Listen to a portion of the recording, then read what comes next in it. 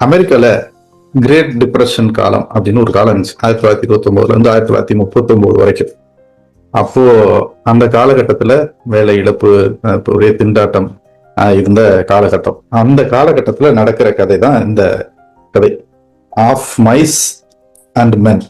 John Steinbeck அப்படின்றவரு எழுதின ஒரு புத்தகம். ஒரு டிப்ரெஷன் கலந்த டிப்ரெஷன் இப்ப சொல்றாங்களே, அதுக்கு இதுல ஒவ்வொரு மனிதனும் எவ்வளவு டிப்ரெஷன்ல இருக்கிறான் அப்படின்றது நம்ம பார்க்க முடியும். கடைசியில இந்த 2 பேரும் என்ன ஆனாங்க, யாரு யாரை கொண்டாங்க அப்படின்றத நீங்க வாசிச்சு பார்க்கும்போது இத புரிஞ்சுக்கிற முடியும்.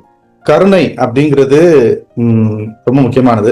அந்த கருணை தர்றோம் அப்படின்றதுக்காக செய்யப்படுற வன்முறை இன்னும் ரொம்ப மோசமா இருக்கும் அப்படின்னு ஒரு கருத்து.